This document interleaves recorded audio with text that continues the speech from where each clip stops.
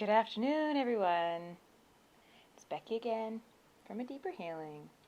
And I thought I would connect with you today to talk to you a little bit about stillness and how to cultivate that and how to bring that into your awareness in order for you to benefit most in your life with stillness. Whew, okay, I'm already feeling some of the angels, the guides and things coming in. They want to channel through me. I absolutely love connecting with you on an energetic level, as always. I haven't done that in a while, only because I wasn't feeling too well last week. My energy was sort of low, but it's also I'm going through a lot of changes personally as well, and while I'll still be doing energy stuff, I feel as though there is definitely more coming through.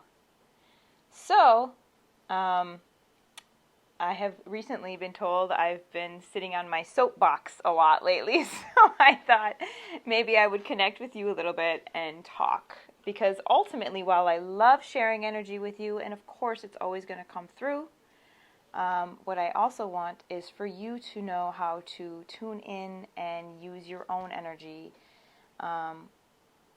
because that's how we're really going to make the most impact in this world, is when we can each step into our own power, step into our own healing abilities, help ourselves, and then be able to help others. So that's a little bit of what I want to be talking about today.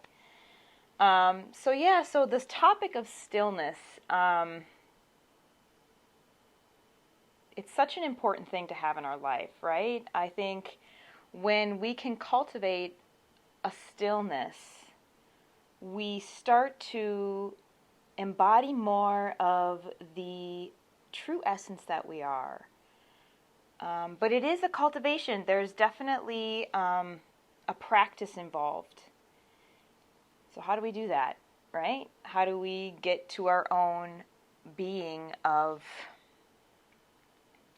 the true love that we are, the true God love, presence, divine, universal energy that we are? We have many excuses as to why we don't cultivate stillness, right? I think, whatever that means for you, if that means enjoying a cup of tea and a quiet morning, or if that means meditating in a formal way, if that means praying,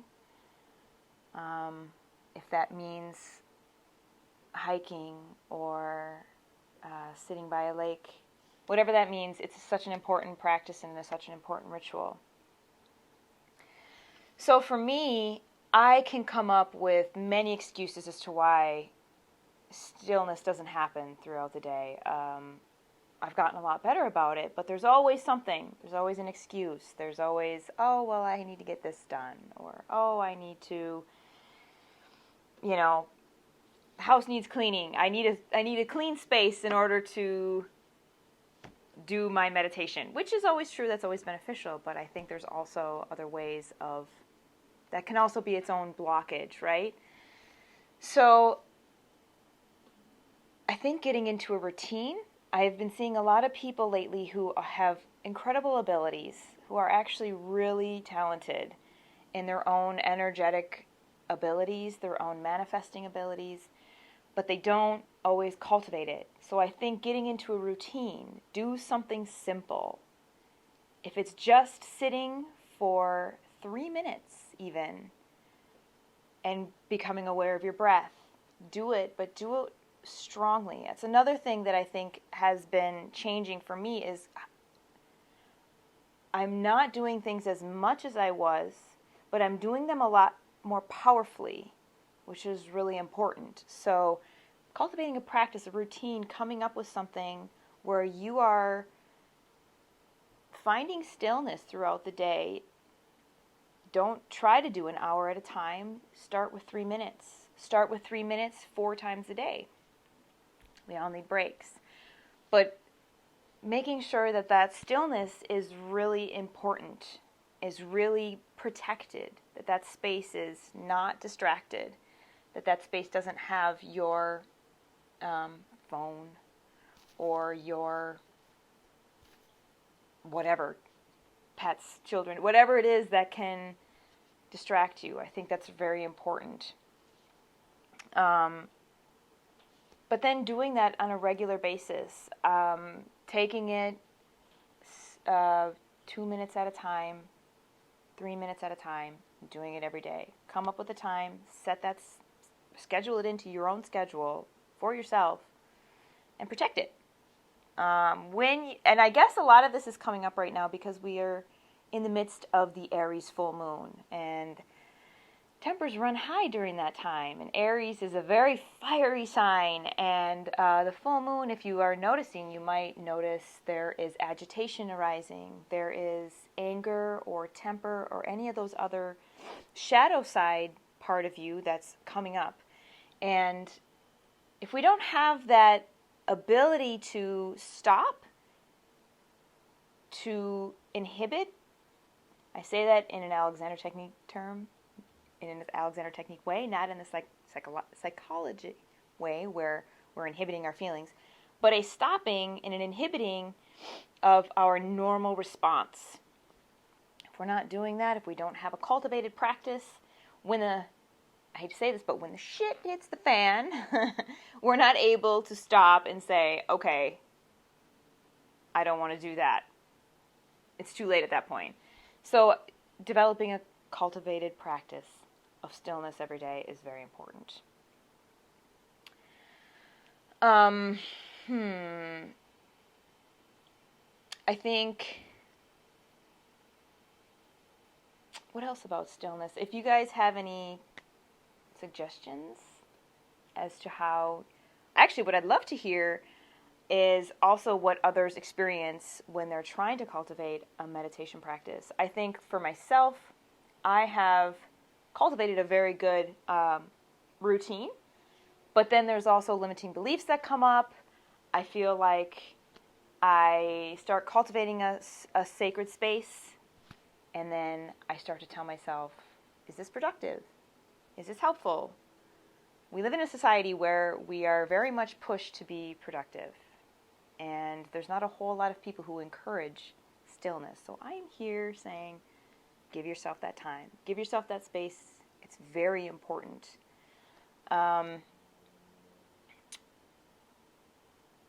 We don't always have to be productive. And in fact, when we are still, what I've experienced personally is that some of the greatest inspirations have come when I'm still, have come after I've been still. Some of the greatest energy shifts have come after stillness, during stillness. There's so many things you can heal. It's such a space. The body and the mind really needs time to stop, to process, just like a computer does. And when we give ourselves that time, it's exponential to the rest of our lives. It's so important. So, I guess, let's see, I don't know how long it's been. Do we have a little timer on here? I have to keep it I didn't look. But why don't we do this? Okay, so we're going to have maybe a little cultivated space right now of stillness. So, from wherever you're at, just come back to yourself. Allowing yourself to be aware of the present moment. You might be watching me, you might be interested in closing your eyes. But coming back to wherever you're making contact, wherever you are physically making contact. So if you are on a chair, become aware of whatever is making contact. If your feet are on the floor, become aware of that as well. And allow yourself to breathe.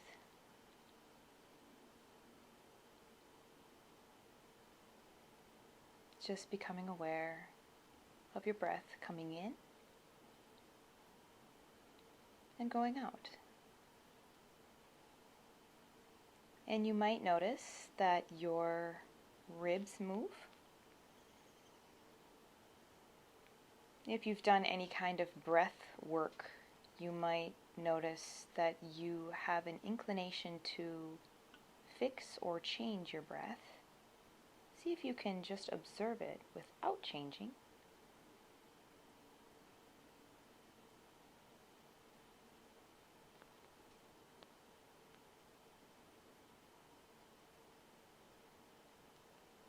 Now coming back to an awareness of the top of your head.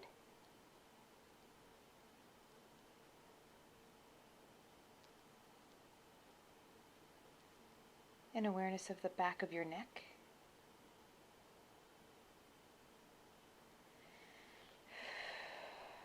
An awareness of your shoulders.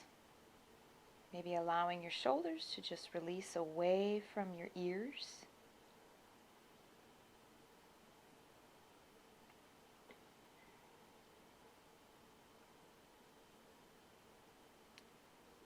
Allowing your chest, your shoulders to release from your collarbones, feeling a spreading happening through the front part of your chest. That allows for your ribs to fully expand more into the rib cage, or the lungs rather, that area to open. But it also allows for your heart to open.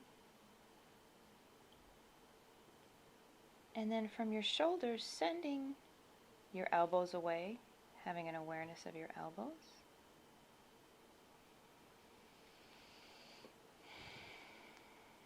And then having an awareness of your wrists. A lot of times we don't think about these parts of our body. Bringing this into our mental space, to our awareness.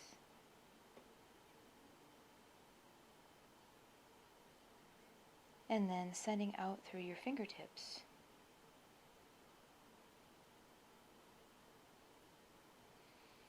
And now coming back again to your pelvis and whatever is making contact with the surfaces of whatever you're sitting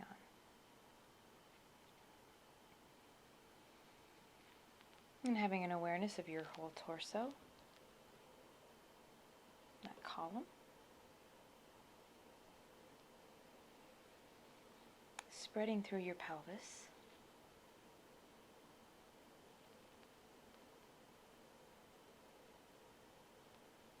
Having an awareness of your knees now.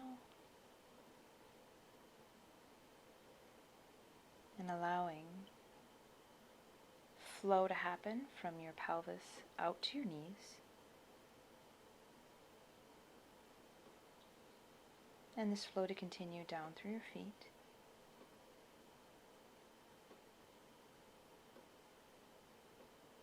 And into your feet, wherever that is making contact. If your feet are planted on the floor.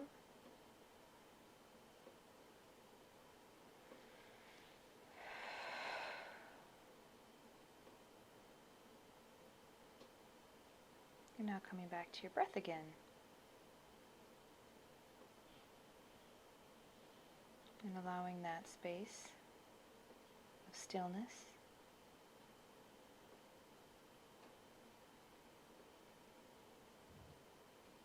As your body stills, you might notice that that has a relation to your mind. And as your mind stills, obviously your body can still.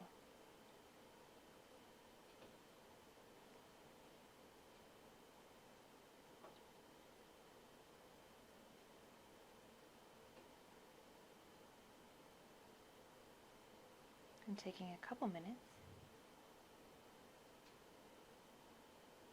to just be aware of your breath.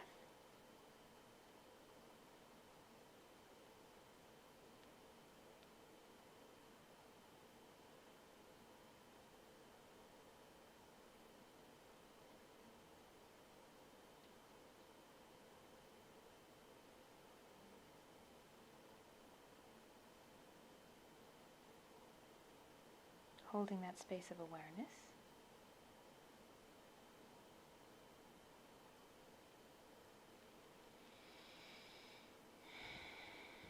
And then within this space, you might notice that you feel calmer.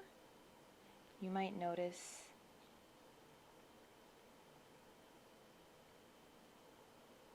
a certain energy around you. You might be noticing your aura.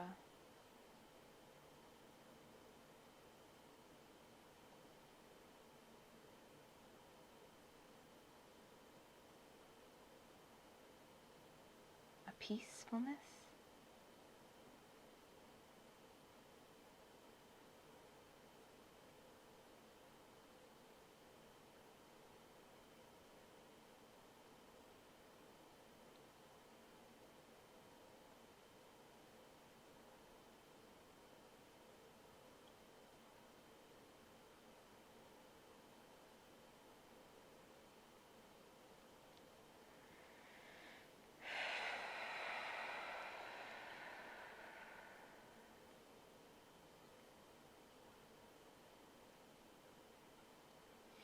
So now in this peaceful place, what you might do is set an intention. This is a great space to set an intention because you're still, your very everything, your mind, body, emotions, spiritual body, everything is still and can be focused. And this space is your most powerful place to start setting intentions, to start getting the energy to moving toward manifesting. The universe conspires. You're more in touch with yourself and you're more in touch with the universe.